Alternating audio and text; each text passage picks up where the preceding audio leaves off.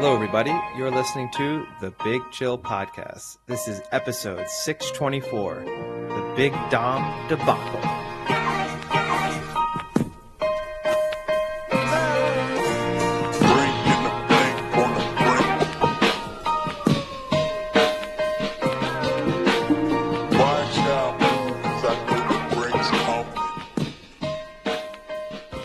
Hello, Big Chillians, and welcome back to the Big Chill Podcast. I'm Frank, joined as always with Eddie. Eddie, you've got me on the edge of my seat right now because you've promised me a good Vasilis story. Well, so let's say hello to listeners, cut all the formalities, and let's get right to Vasilis. So this is, for listeners who are new, obviously we haven't had a good Vasilis story in a while. I would encourage them to go back and listen to the sex party story, which was a couple of years ago now, and there's been a few good Vas stories. This is not on the level of the sex party. I don't think anything ever will be on that level. However, we were out on Sunday night. We were at a bar. We were watching the NFL games, or I was. He was in his own world. But at one moment, he asked for his vape to be charged behind the bar, his vape pen. And so it was charging, and then there was this girl working at this bar. It's on a bar we go to super frequently. We'd never met her before. Vas was probably a little bit smitten, and in usual Vas, approach, also assumed that she was extremely interested in him as well, because how could she not be? And so we kind of hanging out there. We've had a couple drinks, and then all of a sudden she comes over and says, "Hey, close your eyes. I have a surprise for you." So he closes his eyes. This is not going to obviously go down well for the audio listeners. It's a little bit hard to. But she's on the other side of the bar, so she's still behind the bar. He's directly in front of her. He closes his eyes. He purses his lips, and he leans forward for a kiss. And then she goes, "I'm not going to kiss you. Your vape pen is charged." Just hands him back his vape pen. Oh, that's so good. I love it. I wish when he leaned in, she like put the vape pen in his mouth. That would have been perfect. I've rarely laughed harder in a bar, and it was one of the kind of cringiest, most embarrassing things I'd ever witnessed. In fairness to Vas, he has the kind of personality where he was able to save it, so it wasn't a kind of night ruiner from that perspective. But yeah, it was unbelievable to watch. It made me so happy. Like, this was mid 49ers dismantling the Eagles, and I enjoyed that more than I did what the San Francisco 49ers were doing to the Philadelphia Eagles. Who took the heartbreak worse, him or Jalen Hurts? Yeah, he took it the same way as or does he do like a great Vasilis move and says like, "Oh, she did that because I know she really likes me and she's just playing with me." No, he did. He tried to pull the "I was only joking" move. He was like, "I thought I was pulling the funny joke. Like, I'm the funny one, right? Like, of course she wasn't going to kiss me." That was his spin on it. But I know Vas well enough, and I know he'd had enough drinks where there's absolutely no way that that's the kind of prank he was pulling. But, as I said, it suits him. The kind of doing the dumb stuff and making people laugh. It's, on brand for Vas. And so he was able to, if either you or I had a similar experience, I think I'm in an Uber home immediately and I'm never going back to that bar. Like, that is one of the most embarrassing stories of my life. But for Vas, he can just shake it off, keep going. And, he's got a goldfish memory when it comes to talking to girls. So he was immediately right back in there as if nothing had happened. Oh, he subscribes to the Ted Lasso philosophy? I guess so, yeah. He would have been the perfect, you would have said he would have been the perfect NFL quarterback. Vas is the kind of guy, he's like Jameis Winston. He would have thrown 4 consecutive pick sixes and then been on the sidelines telling everybody how he's got this and how this is the perfect position for him to be in. That's actually a great analogy, because I'm almost positive I've seen that happen at a bar. No, 100%. And he would also told you, it's too easy for me. I had to get us down 28 points because if not, this would have been a stroll in the park. And so for him there, he would have been like, she was all over me. If I didn't look like a kind of loser, then, she would have been just eating out of my hand. So too easy. No one wants the low hanging fruit. Oh boy. But yeah, I guess as we've been alluding to some of the NFL action there, I guess we can discuss not the most eventful weekend of NFL football, but still some significant action there. Yeah. Notably, the 49ers beating the Philadelphia Eagles in the manner in which they did. And really, I think, laying claim, we don't do power rankings, we don't do any of that stuff, but really laying claim to the number one spot in our non-existent power rankings, especially considering we obviously discussed it last episode, when you then factor in that the Cowboys didn't look totally convincing against the Seahawks on Thursday Night Football. So they didn't, it's a win against probably a playoff team, maybe. And it's 41 points. Yeah. But they also allowed the Seahawks a team that had not been scoring freely over the past couple of weeks. Yeah. It was a quite impressive performance by the Niners. I have to say, I knock Debo a lot, and I always ask where Debo's been. But I have to say, the Niners looked like a different team when Debo was injured.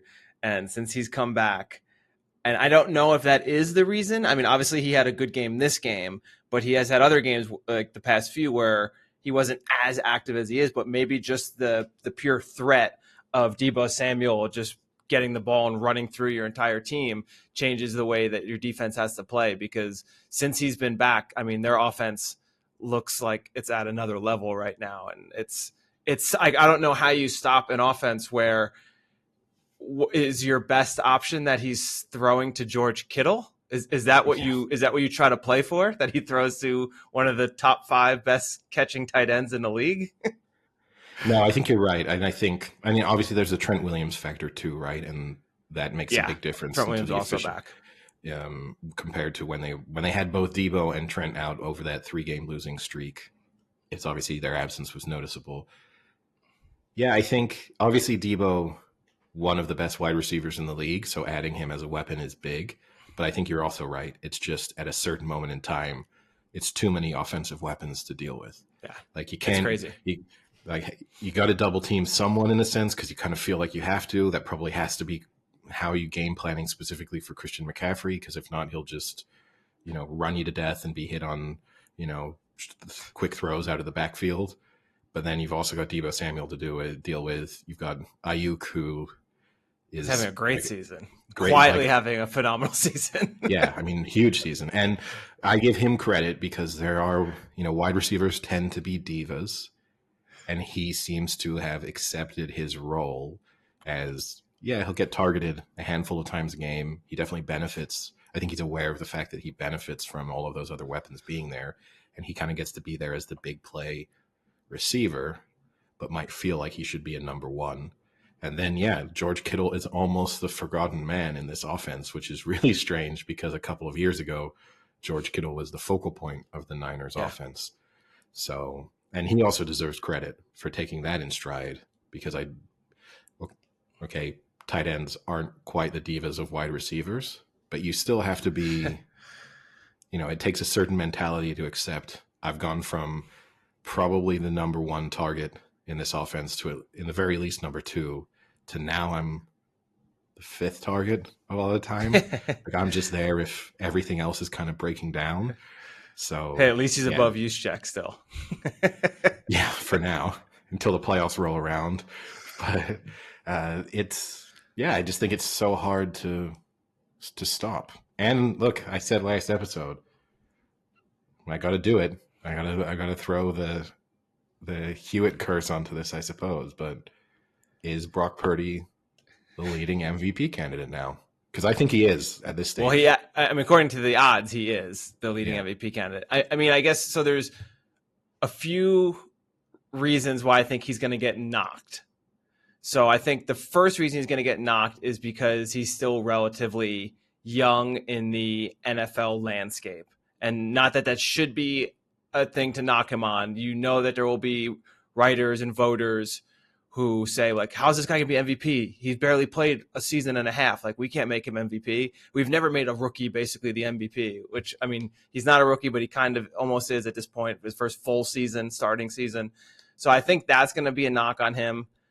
I think obviously he has a lot of weapons is going to be a knock, which is also extremely unfair because when you look at the other candidates that are up there, you have Lamar Jackson, who, yeah, maybe he doesn't have as many weapons, but still has a pretty good offense. And then you have Jalen Hurts, who has a phenomenal offense as well, and Dak Prescott, who probably is his number one contender right now. And he also has, CeeDee Lamb and a bunch of others. So, like, he's not short of weapons either. So that's, I think, a little unfair. The other one is he's still getting called a game manager. And, I mean, unfortunately, when you look at, like, Deebo Samuel's performance, I think it was 110 out of his 115 yards were yards after the catch. So things like that don't help, but I don't agree with that. I think he is playing at a high caliber quarterback level. He's not just throwing dump offs, even though he does have short passes, but he also has really good long range accuracy. I mean, all of his passes to Ayuk are usually, 15 yard plus, dropping it right on a dime there. So, like, I think whether he should or shouldn't, I don't know yet. There's still a lot of season to play out, but I do think he's going to get some unfair criticism because of all those things. No, I think that's a fair point. And then you factor in the Christian McCaffrey record-setting performance and just the fact that, he's a gimme for a touchdown a game, and that hurts him slightly. Except for the one game you go to. Except for the one game I attended in person, yeah. That being said, though, right, I mean, statistically, you love your statistics. Pass rating, he's number one in the NFL. Completion QBR, number one QBR. Completion percentage, number one. Touchdowns per attempt, number one. Yards per attempt, number one. Yards per completion, number one.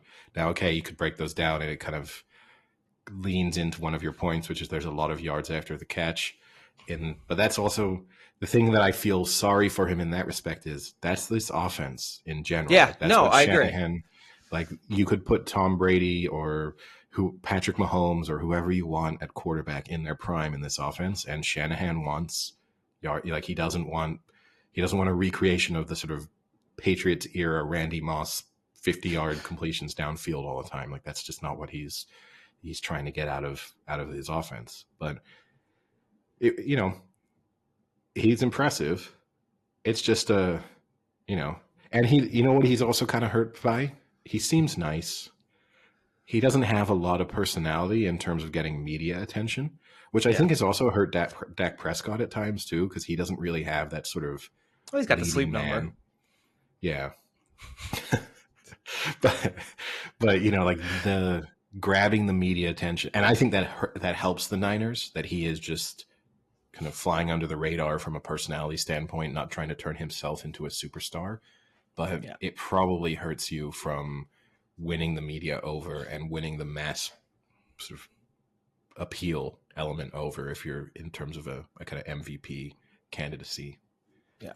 I mean, because, like, you're very right. Like, and it's weird that he isn't as hyped by the media as he is, because all right, let's compare two scenarios. You have Tommy DeVito, who is a walk-on Giants QB, who, I'll give him credit, is playing much better than his opening performance of -5 yards passing. He's actually a salvageable backup right now. He has been getting so much attention for being Danny Cutlets or whatever they keep calling him, and doing like the Italian symbols and gestures, hand gestures. His family in the stands and stuff. Yeah, and all of that Tommy element, Cutlets, and you've heard 1,000 times the stories about how he lives with his mom or his parents, and his mom still cooks him dinner and does his laundry. It's everywhere. Like, ESPN has it like on their front page, but yet Brock Purdy on his bye week goes home and goes farming for the entire weekend, which I think is equally a funniest story, that you just have this quarterback for the best team in the NFL is just sitting on a tractor on his bye week, riding around his farm, and no one even talks about it. Like, I think that's hysterical. Got to correct you slightly there. Not even his home. It's his fiance's. His fiance's home, farm. Yes. So in a sense, even more boring because it's not even him like going back to his roots. It's him. I don't think being that's boring. I think that's even more interesting because no, he's from Arizona. He's from yeah. Phoenix. So it's like a Phoenix boy, like who's got the number one offense in the country, is riding his fiance's tractor on her farm or her family's farm. Like, I think that's amazing. But no one's calling him, I don't know, Brock Cornhusker or something, you know? Yeah, no, it's true. And I'm sure some of that's by design, both on his part and probably the 49ers too, in terms of how he's being advised of, hey, look, you're not going to give a lot of interviews. We've got no interest in you turning yourself into the kind of face of the franchise at this point. And it's smart because obviously they do have, it goes back to the players on the team accepting not being the sort of star. It helps, right, when you have a quarterback who's not seemingly not wanting to be the star either. You know, like he kind of gets to set the tone, even though he is, you know, significantly less experienced than all of the other players. That was always one of the big arguments, right, for the success of the Belichick and Brady era, is that Brady really set the tone in terms of not necessarily wanting to be as big of a star as he could have been, not wanting to be paid like he could have been, you know, all of those things. And Purdy kind of following that game plan, I guess, to a certain extent. Pay, we'll see when that rolls around. But, you know, that's, and if you're being really cynical, maybe that's part of the reason why the 49ers are also encouraging him to keep a low profile, because maybe part of the argument is we can't pay everyone. And if you fail to turn yourself into one of the NFL's leading men over the next couple of years, then we might not have to pay you quite as much. Like, this might not be a record-setting NFL contract. But yeah, it's strange. But I know very little about him, which is pretty impressive given the. I know he's from Queen Creek, Arizona. I think that's about all I know. I know he's pretty religious, and I know his brother is a quarterback at Nebraska, and his name's Bubba. And I know his parents sit in the stands, not in a box. Yeah, like these are the things I kind of know, and I know he's engaged, and I know his wife is from Iowa, and this is, or fiance, and this is all I know, and that's pretty impressive given. Again, and you're right, the story again, like they made such a big deal out of being Mr. Irrelevant, and then it seems people are like, man, it's kind of actually not as interesting as we thought it was. Yeah. Like this guy coming out of nowhere to be arguably the leading quarterback in the NFL this season. Well, it's okay. Let's focus on this guy who might have mafia ties. That's the thing that's really going to get us interested. Great segue, Eddie. Speaking of mafia ties, I have never been more angry at sidelines and people on the sidelines in my life than the fucking fiasco with Big Dom and the Eagles. That is absolutely fucking outrageous to me, that they have a person on the sidelines who pushes a player out of the way, like physically pushes him, and then that player retaliates by literally just sticking his hand in his face, like literally tried to almost like pick his nose, it looked like, and then the player gets thrown out because big fucking Dom and his 400-pound body got in the way. It is so ridiculous. Like for someone who had no stake at all in that game, that whole instance infuriated me so much. And it is such an Eagles thing. That is something only that would be the Philadelphia Eagles. Yeah, I mean, I don't know why they need to have that type of special security on the sidelines during a game. I get it. You have player security and that they might be part of the travel. But you have like state troopers and other police officers on the field. Why do you need just a 450-pound dude that stands there next to you? What is he doing? Who's he going to run down besides a fucking hot dog vendor? This is part of the problem, though, is like this. It's that whole get back culture, right? This idea that we have to tolerate the fact that NFL coaches and even some players can't control themselves in the excitement of an NFL game, and they have to be like held back by these personnel and stuff. Once we created that type of culture, we were headed towards this sort of issue pretty quickly, because we're basically taking personal responsibility out of the people on the sidelines. Because if you need a head coach to be dragged off the field by, the fitness trainer or whoever it is who normally does it, then you're also going to kind of lean in. But yeah, you're right. It's very on brand for the Eagles. I'm going to have a rant here about Sirianni and also Big Dom. Both of them wear the Italian flag on there. Like Big Dom has it on the side of his shirt. Sirianni has it on the side of his visor and the side of his shirt, I think. I've got nothing wrong with people being proud of their heritage, but I find that so insufferable. And like, you're not Italian. I hate to break it to you. And if you are Italian, then why are you crying during the Star-Spangled Banner on a daily basis, seemingly, when you're Sirianni? And I just, you're not, I saw recently he gave this talk about how he felt like he was setting the example for Italian Americans, that they too could achieve great things.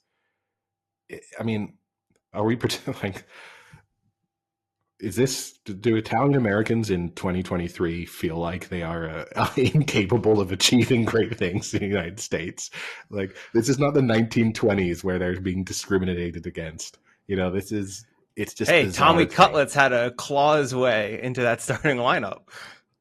Yeah, sure.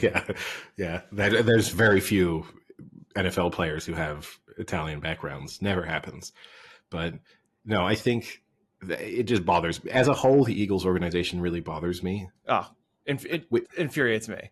Which I don't like having that be, because the whole people hating Philadelphia because of their fan base and whatever. I don't want to be part of that thing. I mean, they're not always great, but still, that's not the reason I dislike the Eagles right now. And I actually do like quite a lot of the Eagles players, which, I mean, we've spoken about this off the podcast. Like, I quite like Jalen Hurts. I do too. Like, it's such a shame. I like AJ Brown. I genuinely like him. I think he's a really nice guy. Actually, I do also like AJ Brown. Yeah, he's a little weird, but I think Jalen Hurts is actually he seems like a really nice person, really down to earth. He's super strong in the weight room, which I always respect. But no, like, actually, to be perfectly honest, I can't single out a single Eagles player who really annoys me. Like, they don't have, But you know who I can't stand, Eddie? Who? Sirianni and his 450 fucking pound henchman who looks like Kingpin from the Marvel comics. And I don't know how. Big Dom, get the hell out of here. If you're the NFL, he shouldn't be allowed on the sidelines again. Oh, I mean, that if they are going to, they suspended that person. I don't know if you saw that. They suspended the photographer who Tyreek Hill took his phone when he did the backflip celebration. They suspended him for the rest of the year from being on the field because Tyreek Hill took his phone and did a backflip celebration. But fucking Big Dom pushes a player on the field, and if he's not gone for the rest of the year, that's ridiculous. Yeah. Unless Big Dom's gonna, put the on them and they're a little nervous. Maybe they'll add him to the 53-man roster. Maybe that's how they'll work around it. But yeah, no, if he's, it's just so unacceptable. And look, I mean, sometimes we steal I say steal. We refer to the stuff that Bill Simmons says.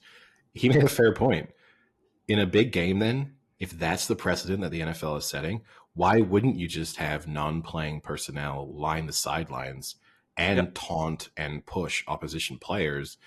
Because no one cares. Like, in the Super Bowl, no one's going to care if Big Dom gets kicked off the sidelines. But you might care if, Bosa gets kicked out of the game because he gets into a pushing battle with, some random security staff member. Like, you are telling teams, hey, you want a small advantage? This might be it. If you play this correctly, okay, you can't do it every week because we'd probably crack down on it, but you might be able to find the right moment to really take advantage of this. It's absolutely it is ridiculous. And what even bothers me more is what Greenlaw did. It wasn't even a thing. He grazed his nose, and I read one article that was like he threw a punch at him. Like, if you think that is how Greenlaw punches, then I think you should definitely not go in a ring against him, because when he actually winds up and tries to punch someone, he would fucking knock you out. Like, that was not a punch. It was a point with a flick at the end. I think it's literally what he's doing. I think he was pointing at him saying he pushed me, and then kind of flicked him with his fingers or whatever. Like, come on. You're going to throw him out for that? because this guy's eating mutts and gabagool sandwiches on the sidelines, pushing players. We're just going to make him a character in The Sopranos now? Is this what's happening? But yeah, no, it was pretty unacceptable. And, it's a shame, too. We speak about it a lot of times. It didn't overshadow the 49ers performance by any means. But still, it's disappointing to have that even be a talking point from what should have been, oh, hey, the 49ers just went in and, absolutely dismantled the team with the best record in the NFL. And I said it to you, I'm not going to read too much into this 49ers victory, even though they did do it so convincingly, just because, A, we've spoken about the fact that the Eagles were kind of due to lose at some point because they couldn't keep getting down by 10 points and at halftime and fighting back. B, they played a slate of tough teams, and that was going to wear them down. And C, they played those games in close proximity. They had less recovery time than the 49ers did. You throw in an overtime game. That if you did all the breakdown of like the number of plays that their players have been involved in versus the 49ers, it was clear advantage to the 49ers going into that game in a way that it will not be in a playoff game if they play each other again in the NFC championships. So I think for the 49ers, it's a good confidence boost, especially if they're going to have to go on the road in the NFC championship game, which is a distinct possibility. But I'm not now going to say they should definitely be sort of 3-point favorites in the NFC championship based on what happened in the regular season. Yeah, I will say though, it is a little annoying. I get what you're saying. This is you having your pie and eating it too, so you can gloat about the Niners crushing them, but then you say like it doesn't matter so much. But what I dislike more is Eagles fans who are doing the, oh, congratulations, you won the regular season championship, we'll see you in the playoffs. It's like, oh yeah, didn't you play like the fourth string quarterback that week and still almost kind of lost to them? Like, good luck. What do you think's changing from what you did in this game to the next game? Yeah, no, I'm not trying to have my cake and eat it too. I expect the 49ers now, unless something happens from an injury standpoint in between now and through the playoff run, they are favorites to win the NFC. I think they will be and should remain favorites to win the Super Bowl. Like, there's kind of no excuses for them from this point out, minus the possibility of injuries. So I'm not trying to say this, and I do think this matters, because you can't tell me, no matter what level of plays of sport you've played at, you cannot tell me it does not help to go and just like absolutely thromp, to use your word, a team, and not think, I don't know if thromp's strong enough. And not think that you're going to go into the play them again in the playoffs and not take something positive from that. Like that and even if they then find themselves in a situation where they're losing to the Eagles, be able to tell themselves, like, we know we can score points in bunches against this team. Like, we do not have to be afraid of what they can do to us. So like, it is definitely a meaningful thing. And I think had they lost on the back of having lost to them in the NFC championship game, you would have started to feel like the same way I feel about the Cowboys when it comes to the Niners. Zero fear of playing the Cowboys in the playoffs, just because the Niners just handle the Cowboys every time. Thromped them. You might have started to feel like that way with the Eagles and the Niners, of like, this is just one of those teams that kind of have your number. Maybe it's a bit of a bad matchup. Maybe you don't know how to stop Jalen Hurts, like whatever it is. So it matters, but at the same time, they will play each other in very different circumstances if they meet again in the playoffs. That's all I'm saying. But should be favorites. Let me then throw out you a few quick notes in the NFL here. Next week, the Eagles are right back at it playing the Cowboys. Who do you expect to win that game? It's tough. I think I actually lean towards the Cowboys at the moment. I heavily lean towards the Cowboys. They're favorites, right? The Cowboys. Probably should have beaten them the first time, and have since that game been on a better trajectory, I think, than the Eagles have been.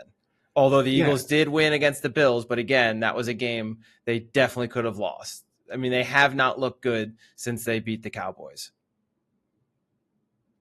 Yeah, Good, not look good is strong, but have not looked as Super Bowl good as yes, exactly. Yeah, no, and it's a little bit of a concern for them, right? Because they got the Cowboys, then they have the Seahawks. Like those are two. But then they got the Giants twice in 3 weeks. Yeah, things get easier. But, oh man, Big Dom and Tommy Cutlets are gonna have a pregame meal together. Have a big fucking pasta bowls on Saturday. They'll be feeding each other on the sidelines, not pushing each other. But obviously they care about having the number 1 seed. So these next couple of weeks are going to be big for them from that perspective. And yeah, you're just the wear and tear that this team will be going through at this stage. Like, that's why I think you have to. I don't see why they just look sort of fatigued right now. And they will not have enough recovery time between Sunday and, okay, this is Sunday Night Football. So they get 7 days plus a couple hours to recover for this one. I don't think that's enough for me to think that they're going to suddenly be looking fresh. Whereas the Cowboys, again, it's bad luck if you were an Eagles fan, you could kind of complain. You could say, we played the Niners when we'd played Monday night and they had played on Thanksgiving. And then we played them in a tough game. And then now we're playing the Cowboys, who played Thursday night, and we played like afternoon games on Sunday. So each time they're playing a team that's had a few days more rest than them. But yeah, I think you have to make the Cowboys favorites. All right, let me throw another one at you. Are we sure Joe Burrow is actually that good? Look, you think you're throwing that one at me? because Monday night came around and Jake Browning went 32 for 37, 354 TD, and another rushing TD. If you had told me and I didn't know anything that was Joe Burrow out there, I would have believed it. I mean, Joe Burrow is good. I don't think there's 2 quarterbacks who I've never been drinking the Kool-Aid on, and that's Justin Herbert and Joe Burrow. I think they're both fine, but I've never really thought these guys are going to have incredible NFL careers. Like, I felt like they're going to be on teams that, yes, make the playoffs and maybe occasionally have a deep playoff run, but I don't think 40 years from now we're going to be talking about like, whoa, Joe Burrow, he's up there with the all-time greats. I don't think we're even going to be saying he was a generational great. So, yeah, I think we can overreact to a backup quarterback going out and having one good performance against, okay, probably a playoff team, but not exactly one of the best teams in the NFL. But still, yeah, I don't think Joe Burrow is as special as some people seem to think that he is. On the other side of that game, it's a little unfortunate for Trevor Lawrence, who suffered a high ankle sprain. At the time, they were tied, but the Jags had definitely got the momentum, and I think we're going to probably easily win that game. And then Lawrence went down and they ended up losing in overtime. Although, they did make a comeback to get that field goal to bring it to overtime. So, but nonetheless, I think it's a little unfortunate for Lawrence, who had actually, besides the Niners game, had a pretty good run of games. He had won, I think, 4 out of his last 5, or 3 out of his last 4 going into this game, and had looked good in all of them except the Niners, where he looked really bad.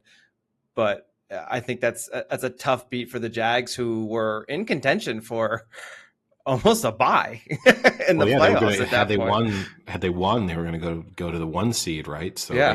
they would have been 9-3. They would have put themselves in the driving seat. Now you have to be concerned for them, because all of a sudden they've got the Browns this weekend. Don't know what Trevor Lawrence's status is. I'm going to assume he's not playing, if they're even reasonably sensible. If they're thinking that they probably will be in the playoffs, why would you risk him? And against a Browns team that has a good defensive line, like, you could deal with some sacks. Like, that's not necessarily the team you want to play against. And then they follow that up with the game against the Ravens. Like, they could suddenly find themselves in a legitimate battle for winning that division, which... Well, I mean, Indy and Houston are only 1 game back on them. Right.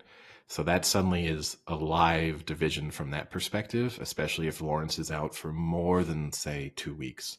Because their final 3 games, Bucks, Panthers, Titans, I mean, you would expect them to win those 3 games if they need to win them and if Trevor Lawrence is healthy. So you'd think if you're the Jags now, you'd almost say, we'll like punt the next 2 games if we have to, and to guarantee Trevor Lawrence is healthy, wins the final 3, and is healthy going into the playoffs. But obviously, even but if you they never do know, that, high ankle sprain, could one of be the bad. toughest injuries in the NFL. Yeah. No, it could be bad. And it's one of those things we could just spend the next few weeks being uncertain of exactly how bad his injury is because they'll just put him on the injury report as having a high ankle sprain and tell us, well, we'll decide closer to Sunday and then find he's sitting out each week. So, yeah, it's unfortunate for him, unfortunate for the Jags, but I think they'll still definitely make the playoffs, but they've gone from potentially having that bye to now maybe being on the road on wild card weekend. Like that's a pretty dramatic shift in terms of what your playoff chances look like. All right, Eddie, you mentioned the Browns. Will we see a Joe Flacco playoff appearance? They're 7-5 right now. Probably not going to win that division, which Baltimore is in the driver's seat now at 9-3, 2 games up. Yeah. I think we see a Joe Flacco. Like if we do the thing, we go through their schedule. So I think they'll beat the Jags now, assuming Trevor Lawrence is not playing.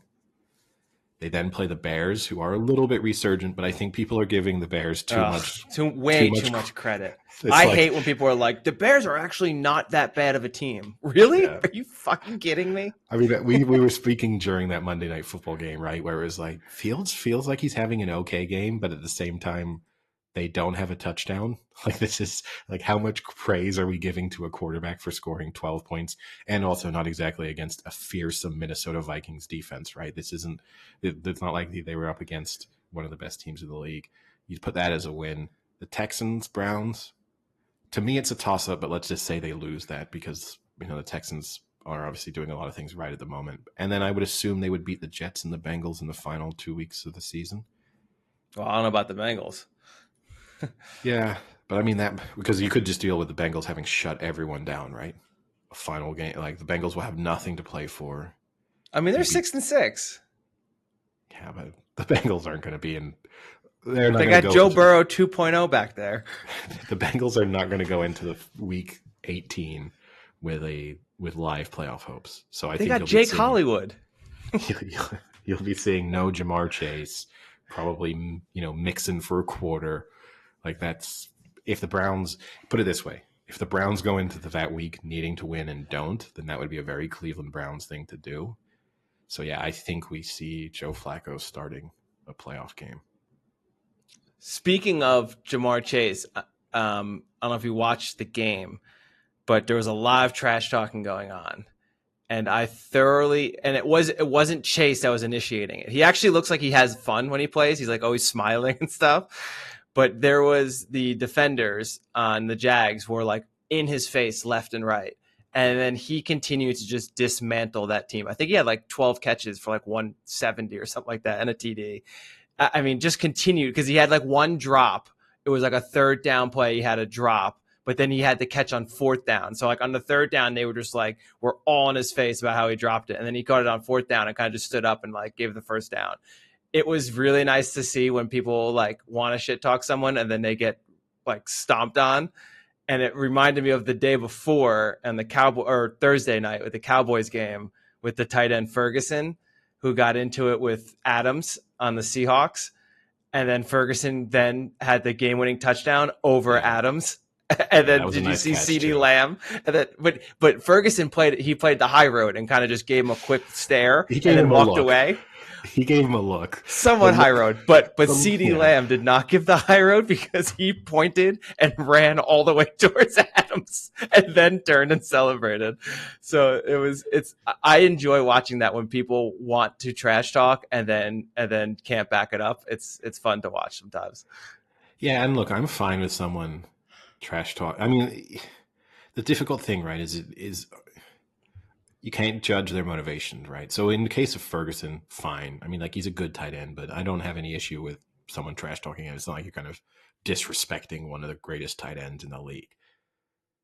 Jamar Chase is a difficult one. He's one of the top 5, 6 wide receivers in the league. So you kind of have to be on a pretty significant podium yourself before you can really be doing that without looking bad. But also maybe there's, this story out that if you can get in his head, you can get him rattled, you can make him do dumb things. And so maybe the player knows, like, look, I really shouldn't be trash talking Jamar Chase. Like, I don't deserve to do that, so to speak, but this might help our team. Like, I might end up looking bad because there's going to be a few bad highlights after I've told him he sucks. But if it means we end up winning the game, which they did, then maybe, that contributed to it in some way. But yeah, it's, who knows?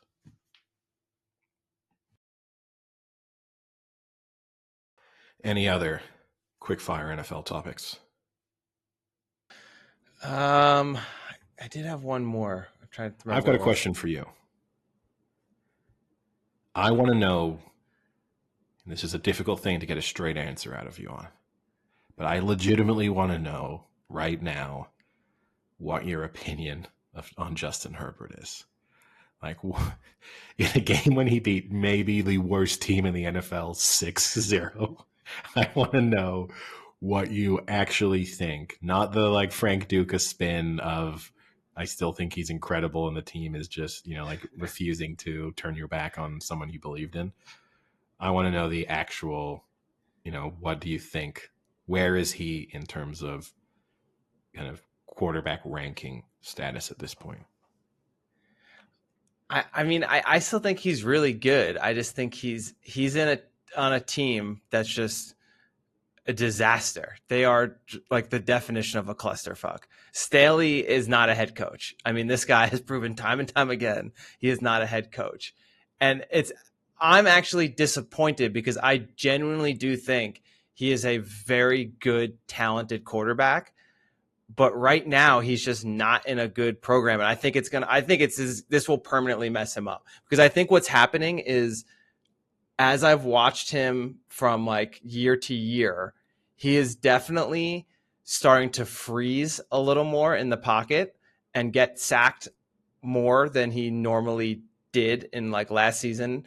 And I honestly think that's just because this offense is a mess and they have like no game plans. Like, it's like one time they're running it 3 straight times. The next time they completely forget they have Eckler. It's like 4th and 20, we're going for it. 4th and 1, we don't. Like, you're just in a crazy system, and I think it's starting to mess with them. And I think he's regressing a little bit.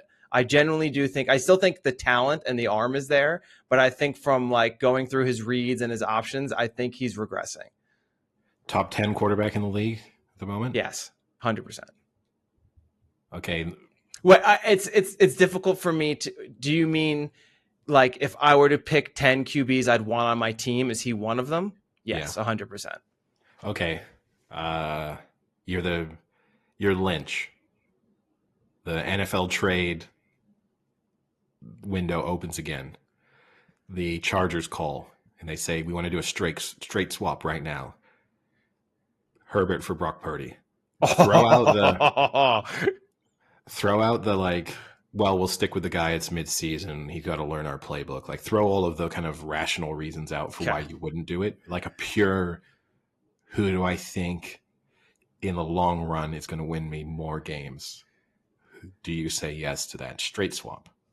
I'm a Niners season ticket holder tomorrow. Because you say no. And Justin Herbert is sitting next to you in the stand. Okay, interesting.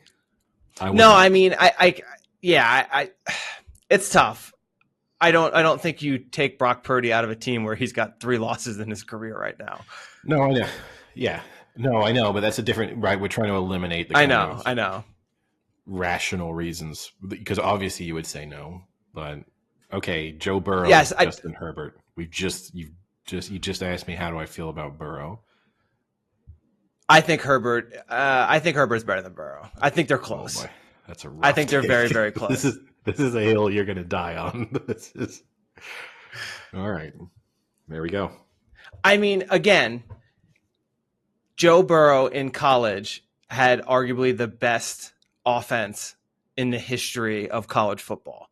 And I'm not saying he's not good, and I'm not saying he's not talented, but you have to take in consideration he looks so phenomenal in college because he literally has a Pro Bowler at every skill position on that team.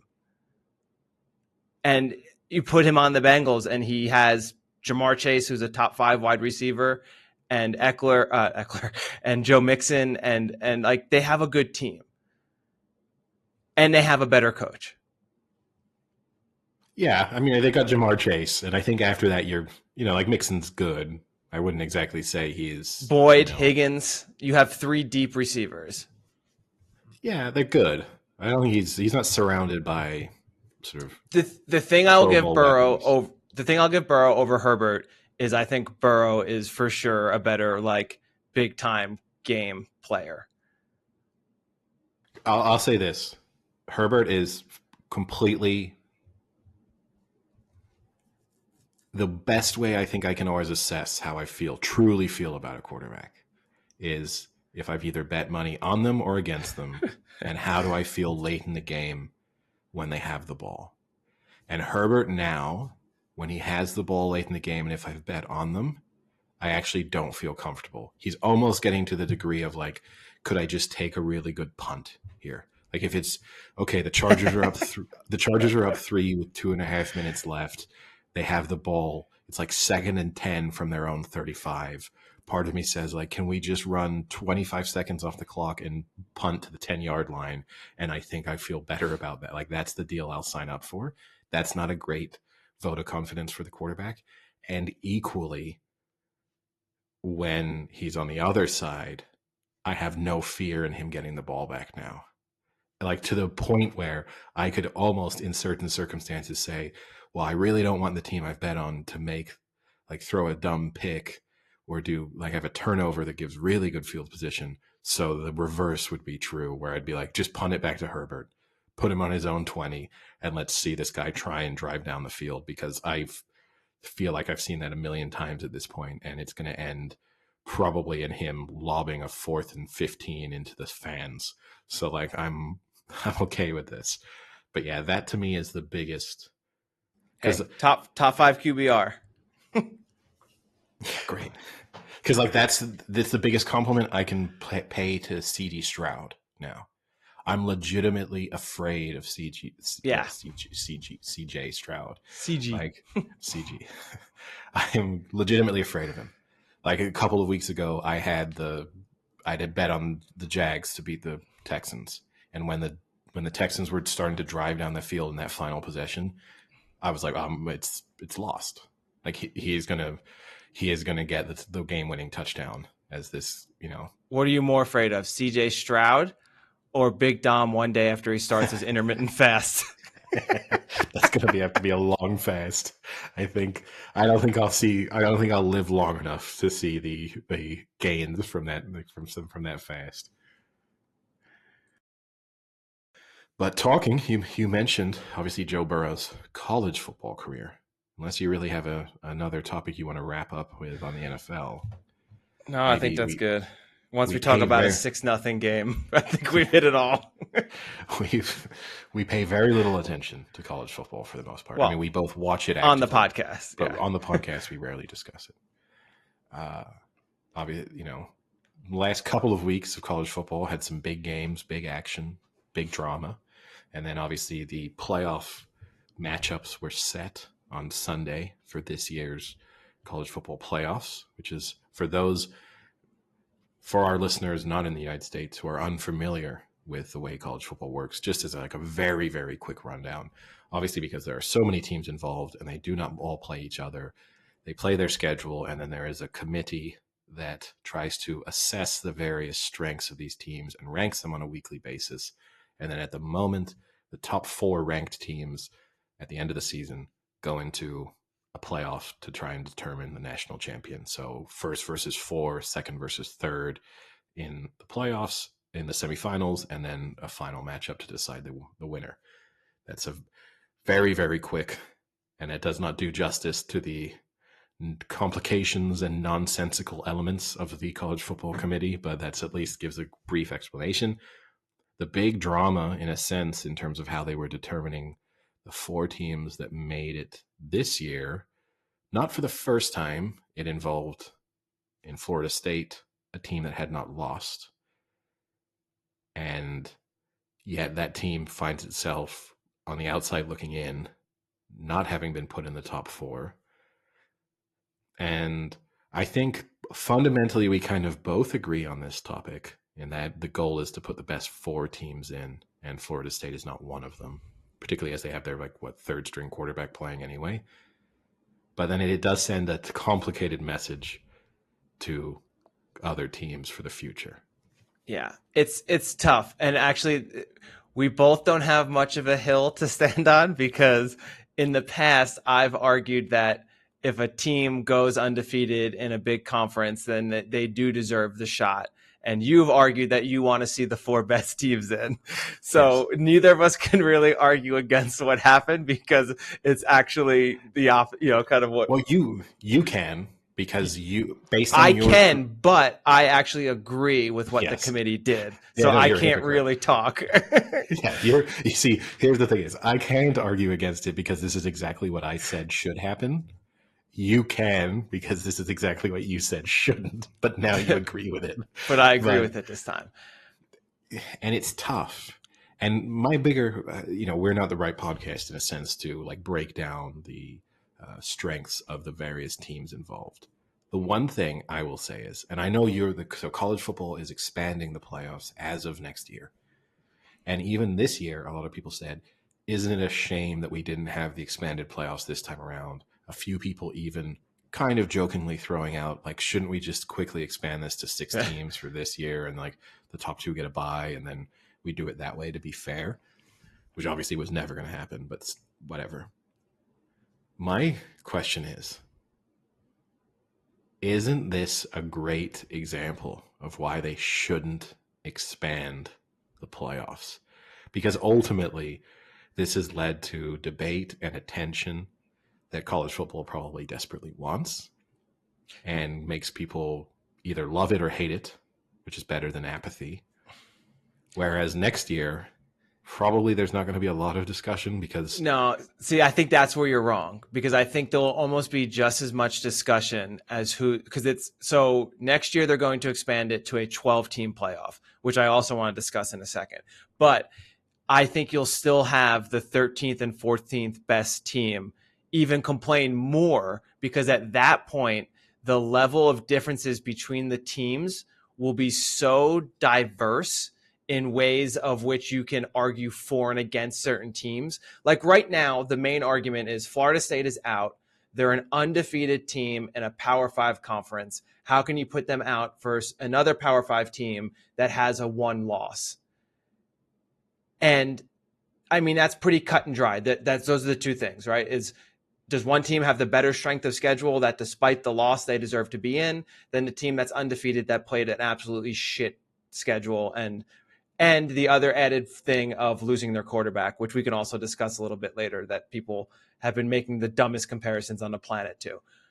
But when you go to 12 teams, you're not going to have an undefeated team at 13 unless they're in a crazy small conference. You're going to have a 2-loss team comparing to a 3-loss team, or a 1-loss versus and it's going to be crazy how you're going to try and compare that. So, and the dumbest part is they're not going to have a fucking chance to win a national championship anyway.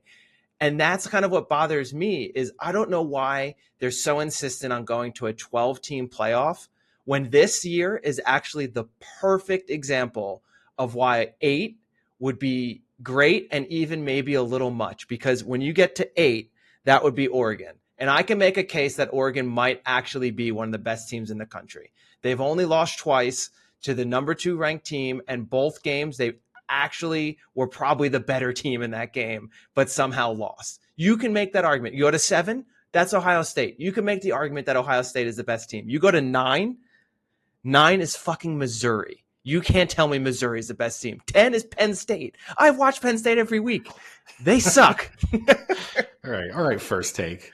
But you know what I mean? Like I don't understand why they're going where you're going to include Missouri, Penn State, Ole Miss, and Liberty. They're not winning. Like you could do 6 or 8, and I think you could legitimately say these are the only teams that are probably the best team in the country.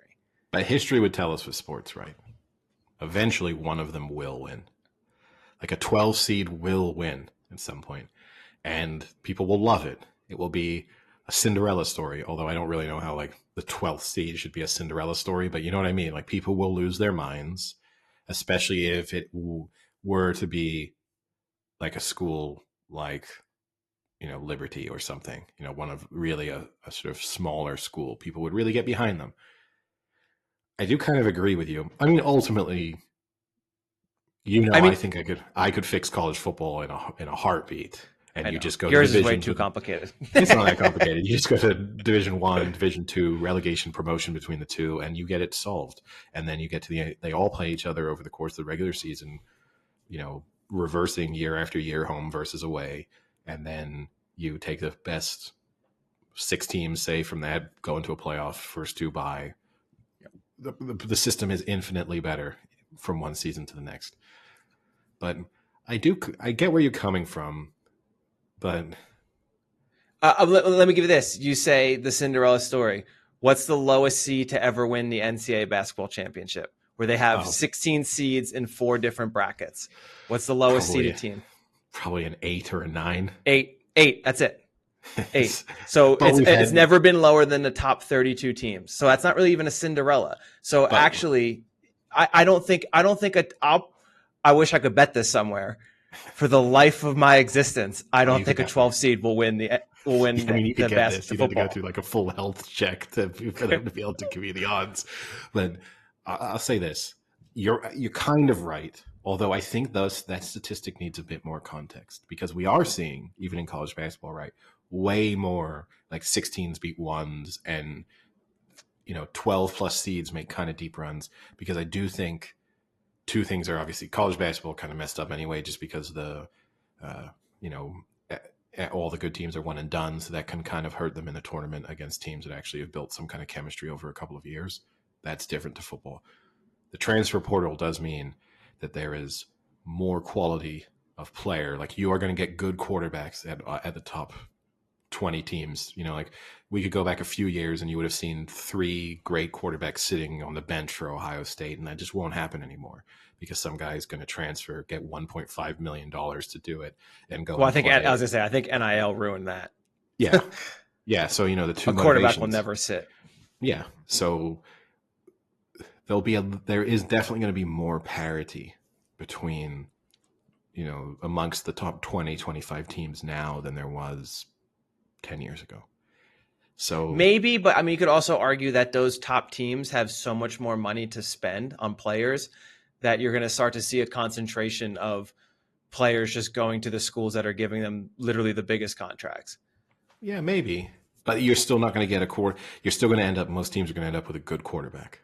Like you're going to get, if you are a pretty big program, you're going to end up with like a, blue chipper quarterback, which is a big thing, and obviously in college football in particular. But I don't know.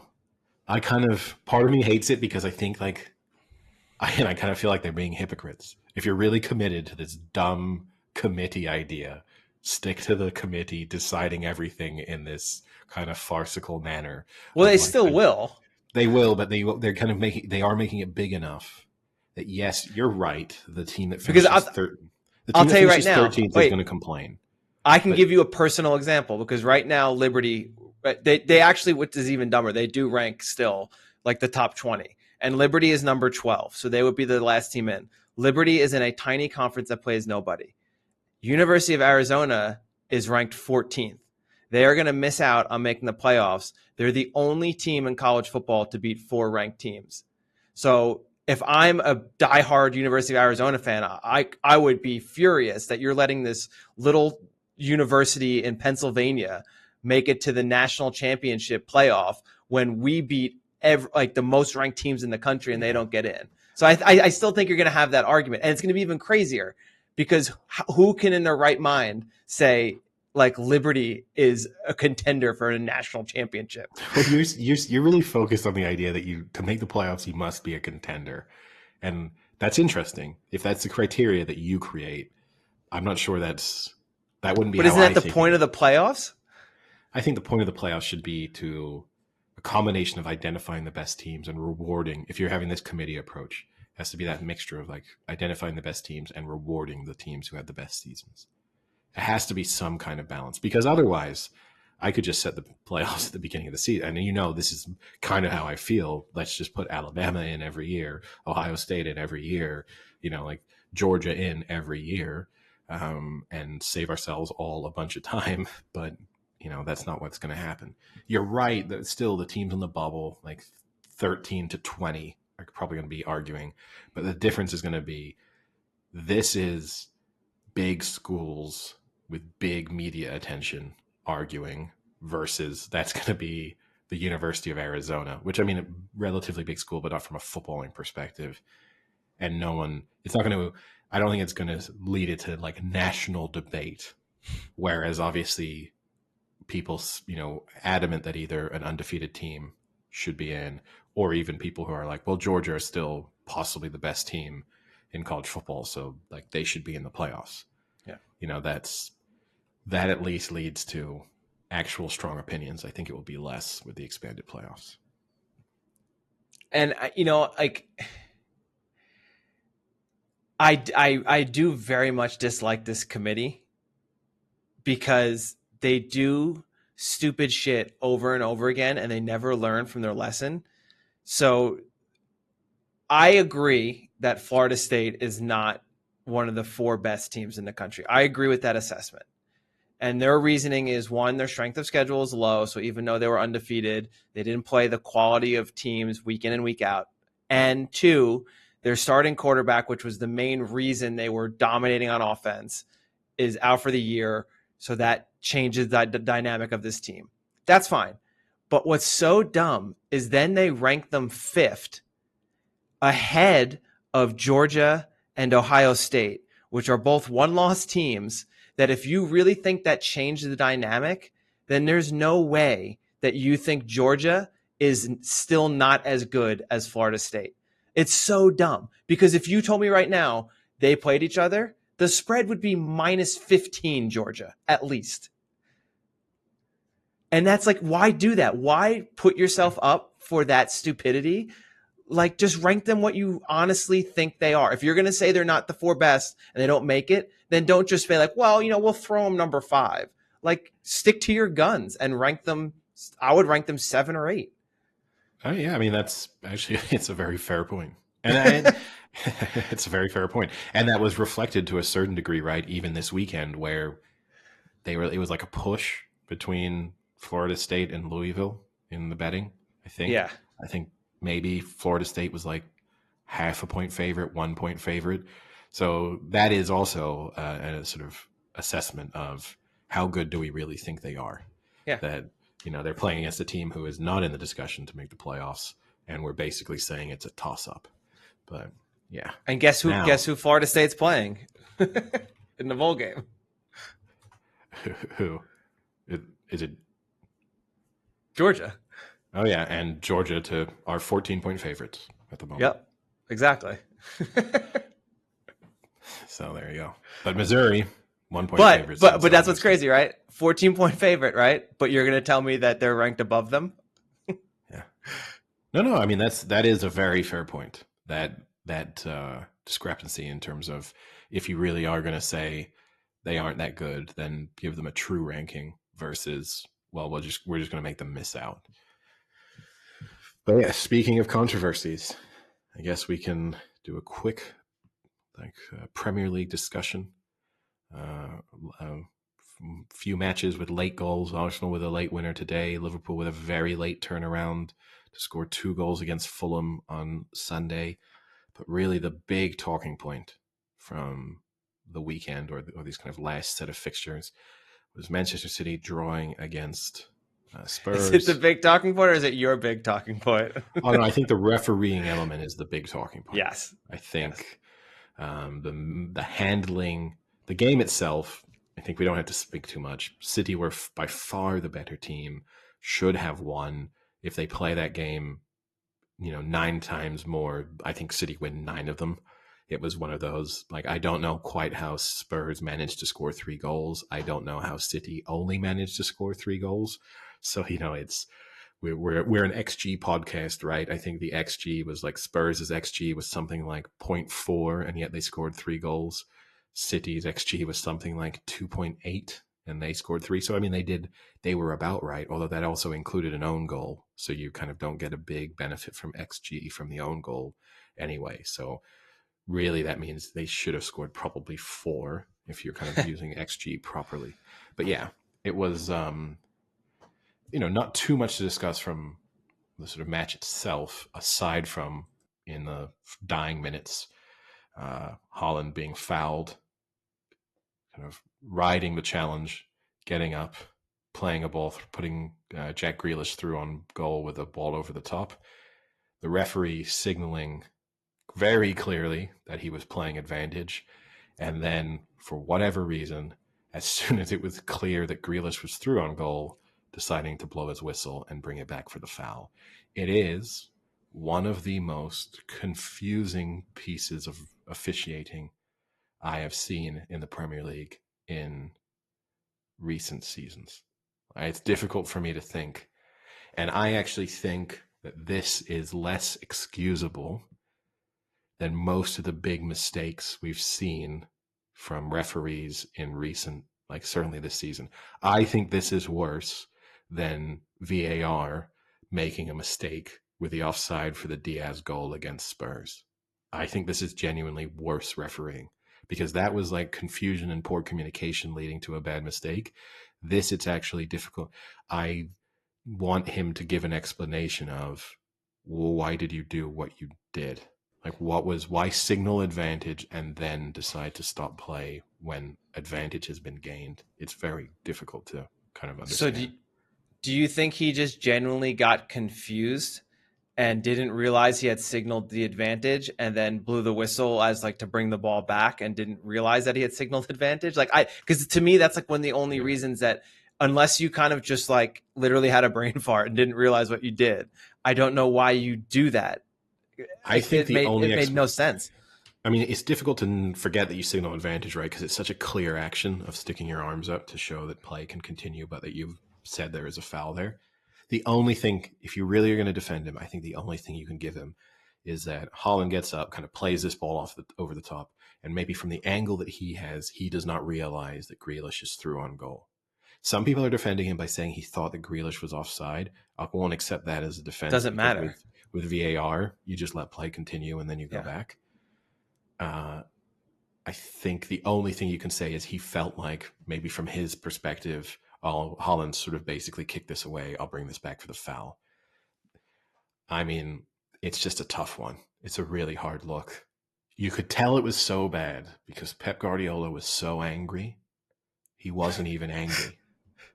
You saw someone, he just on the sidelines was just bemused. And I then felt bad for the fourth official. You could watch the replay of it with Guardiola speaking to the fourth and just kind of gesticulating towards the fourth official in complete confusion. And the fourth official is just sort of like shrugging. They obviously can't say anything, but an actual acknowledgement of like, oh boy, he's fucked up there. Like there's no, I can't really say anything. Like, you're right, but I can't say you're right because that's not what my job is supposed to include. But yeah, it's a bad one. It's a bad one.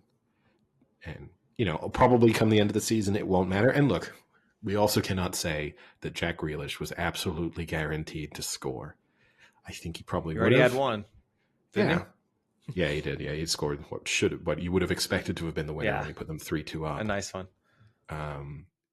But you would have felt very confident with him bearing down on goal. But it's not as if it's different from the Diaz situation in that respect. You're not talking about a goal that actually was scored that's been removed. But yeah, a very bad bit of, and just overall the standard of officiating in the Premier League and English football as a whole at the moment is terrible. It's really unacceptably poor for a league that has so much money in it.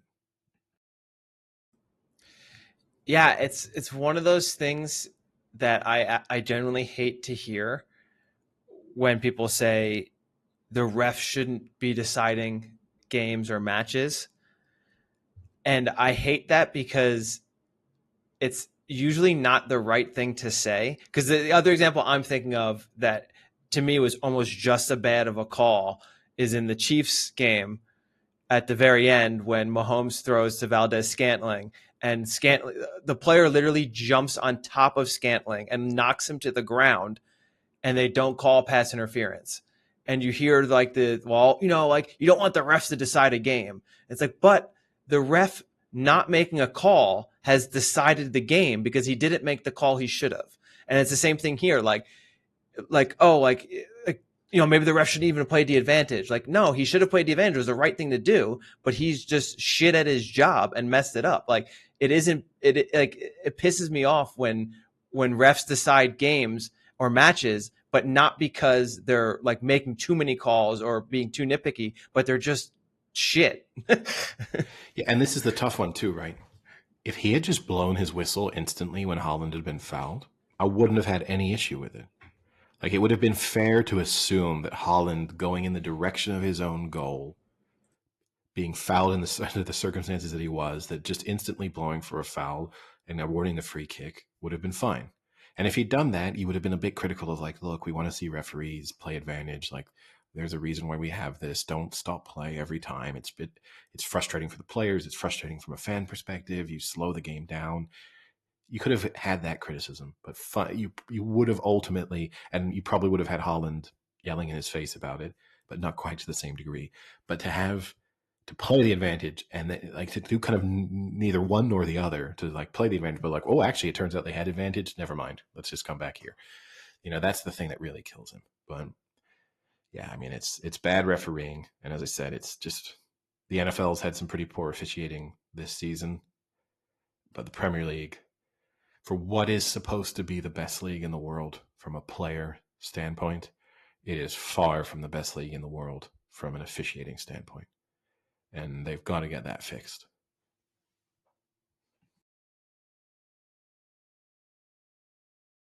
All right. Last episode, we teased that we would be discussing Squid Game, the challenge. Is that what it's called? Yeah, I have not watched a minute of it past the trailer. Okay, I have watched. But I want to hear your take.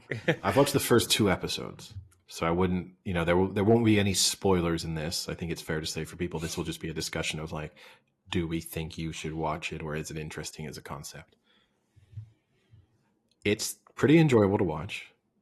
Like, I wasn't sure whether or not I would actually find it fun to watch. It actually is interesting.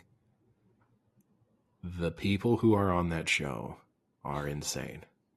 Like, the people who they have found. But that's probably probably how they got on. Oh yeah, the vetting that they did, the like record a video of yourselves and then we'll speak to you and all that stuff. They did a good job of identifying the right type of weirdos to be in there. There are also very clearly, I know there's been a bit of a backlash to one guy who, I don't know if you've seen the clip where he's kind of like crying and then potentially throwing up. There's he does like the cookie game.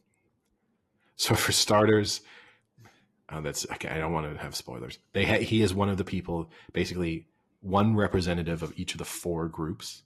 They have to determine which of the like cookies, the thing where the needle. Did you watch Squid Game, the actual TV show? No. Okay, so I watched like 2 episodes. Okay, so if you didn't see that game, which I think is where they had to like carve the cookie out from the mold, he kind of messes that up, and then he's just constantly on the verge of throwing up. So he's sort of gagging, and then when he gets eliminated, he both like cries and nearly throws up. And there's been a bit of a backlash on the internet being like, turns out he's an actor, and we think this is like him trying to show off his range on the show, which I think a lot of people are probably using this for, right? Like, here's my chance to like get a bit of a social media following, show people that I can cry when I need to, show people that I can really act sad or happy or whatever. But yeah, I feel a bit sorry. But the people in general, like I would have loved to go on the show in terms of, I think actually doing the challenges would have been fun. I don't think I could have handled the other type of people who would have been around me. Yeah, the trailer looked like something. I mean, it's fun to watch. Like I would actually say, like if you're looking for something to watch it. I think it's better. I know you liked that like one Korean show where were taking like 100, I think it's called. Is that what it's called? like super athletes and putting them against each Yeah, other. that was really cool. This is kind of nice that it's normal people. Now you do have very athletic people in this group, but then you also have 65-year-olds who obviously are not going to be, and that kind of changes that balance because people are trying to make allegiances and stuff, and you want some strong people, but then you also might want people who might excel at the more mental challenges. So you do have this, who do you make friends with and why is an interesting part of it. But it's good. The thing I would love to know, and you kind of mentioned it, right? What percentage of the 400 and something people who start on the show would have done it had they been told you actually could die? Like, that's what I would like to know. Because there's definitely people in the world, right? And not just then isn't that just Squid Game? That is. But not because of just pure desperation. Because that's obviously sad, which is what Squid Game leads into, is like people who are in like desperate positions in their lives who are willing to risk everything to try and get themselves out of it. I just mean even people who might be like, hey, I could become a little famous and make $4.6 million. Fuck it. I'm pretty confident in myself. Like, and what do you do? It's like, well, I'm a realtor in Tucson, like actually life is pretty good. I have 2 children. And then they're like, you know what? I've always thought I would be good at something like this. Like I watched Squid Games on Netflix and I knew I would win it. And I'm willing to put my money where my mouth is here. Like I will put my life death on the line. Yeah. There's people who would do that. Like they wouldn't even, like you'd be like, oh, you're not desperate. Not at all. Just desperate to prove myself. I mean, I also just like what we talked about in the podcast. I would love the idea of it being like it is, but for this first episode, they have like 4 paid actors in the front because it's the first game, the red light, green light game. Yeah. And in the very beginning of the red light, green light game, they just like legit get shot and pretend to be dead. And then just to see what happens to those people who are just like, oh, fuck, this is real. I mean, here's the thing I give Craig full credit for too, right? Because they have these like exploding blood capsules on their chest when they get eliminated to try and make it seem like they were shot. And people really commit to their death scene. Like people go full on. And you get, some people are friends and they've gone on with each other. So you get one person dying and then like me turning to you and being like, I love you, man. And like a dying, it's like a Saving Private Ryan scene. And like you turning to me, like as you're on the sand being like, win it for me, Eddie. There's a lot of those moments and you don't know how much people are knowing it's amusing versus they're just complete weirdos, right? Like if we were on it, would we act that way? Because it would make ourselves laugh a little bit to have done it. You never know. But it's watchable. I will say that. It's very watchable. But I can only do 1 season of it. If this comes back for season 2, I've had it. It's kind of done it. But yeah, we'll see. Yeah. Well, I think we talked about The Curse already, which I haven't been able to watch episode 2 yet. So I'll be watching that soon. But I did watch Bodies, which is a Netflix show. It is basically the poor man's English version or UK version of Dark. It wasn't bad, but it's basically a murder mystery with time travel and different timelines and things. I am a sucker for time travel, and I'm also a sucker for murder mysteries, and I'm also a sucker for UK shows. So like it merged really well, but I have to say I didn't like love it. It was good.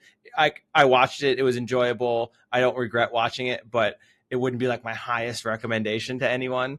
It's worth it if you got some time to kill. It was actually really long. It was like eight episodes of an hour each. So it's a pretty big time commitment for a pretty smallish story. And then we also started watching Murder at the End of the World with Clive Owen. It's from the people who made OA, that really weird show with the angel and stuff. And that's actually pretty good. I think there's like 2 episodes left, but it's like one of those weekly drops. So That's has a good actually one been from enjoyed. you, right? You're a big Clive Owen fan. Love Clive Owen. And in So fact, I heard someone talking the other day that Children of Men is 25 years old. I think what it was, 20 or 25. Crazy. One of my all-time favorite movies. Must be 20. It definitely wasn't a 90s movie. 2003 feels right for Children of Men. It definitely wasn't in the 90s. But yeah, 2003 feels right. It was definitely a high school movie for me. And yet, Children of Men, I mean, now criminally underrated as a movie, right? I mean, it's one of those ones that does not get the attention it deserves nowadays. It's similar, like when we did not that long ago, right? We did the list of best movies from the last 25 years from IMDb or whatever. I don't think Children of Men was on any of those Might lists. have been the very bottom. Maybe, but I mean, it should be relatively high. Love really. that movie. So good. So speaking of anniversaries there, though, do you know what turned 31 today? It's not a movie or a TV show. It is a piece of technology. The iPhone. No, it can't be right. The iPod. No, it's actually sort of more ubiquitous even. So it is the first ever text message, or specifically SMS, which was sent on December 3rd, 1992. So not quite. We're kind of falling just after the 31-year anniversary. But do you want to have a guess at what the first ever SMS said? Ahoy. No, it's not a bad guess. It was just Merry Christmas. Bit strange given the fact that it was, I mean, I guess it makes sense seasonally, but still a little bit far away from Christmas itself to have that be the thing you say first. But yeah, that's our rare technology update. That's all I've got. I was either going to guess ahoy or Mary had a little lamb. Okay, that would have. I think that was the first thing recorded on the phonograph. It's interesting that they didn't try and do, which obviously often people do, right? Like to kind of mimic the sort of first telephone conversation. But yeah, still difficult to imagine my life without text as a guy who does not like speaking on the phone. I'm nothing annoys me more than someone calling me over texting me. So I'm very happy that SMS exists.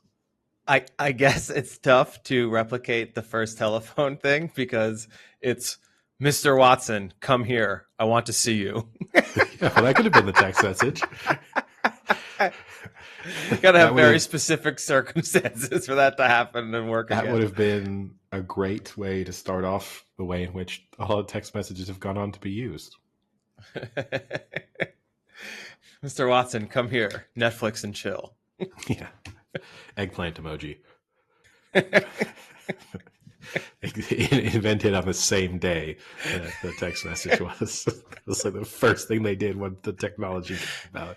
How quickly do you think Mr. Watson showed up with like a basket of eggplants? How quickly do you think from the first SMS being sent to people starting to do the, like, back when you had to like use characters to do the like dick symbol and stuff, how do you think that's in the first 100 SMSs that were sent? No.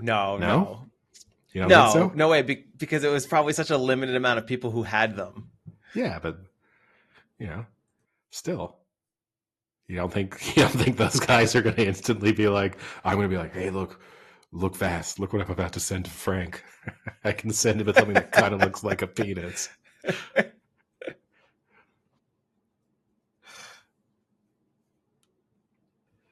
All right. I did want to, I guess speaking of records and timelines and stuff, maybe we should acknowledge historically bad month for the Detroit Pistons. Don't know if you saw that, but the Detroit Lions managed to win more games in the month of November than the Detroit Pistons did, which is a pretty impressive feat for a basketball game. They played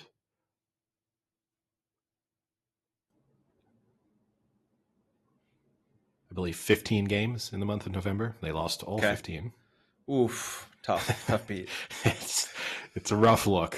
So I saw literally one of the statistics was that the Texas Rangers won more games in November than the Detroit Pistons did. And the Texas Rangers only played one game in November. So that's always an unfair thing. Yeah. All right. Any other topics you'd like to cover? No, I think that about wraps it up for me. All right, I'll talk to you later. See you. Here you go.